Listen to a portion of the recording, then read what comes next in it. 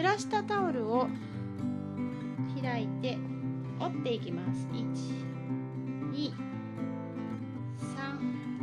3、4は最初ちょっときつく押さえて、そのままぐるぐるぐるっといきます。広げて折り込みます。折り込んだら畳む、最初はちょっと硬く留めて、そのままぐるぐるぐるっと上まで持っていきます。そして次は電子レンジへ行きます。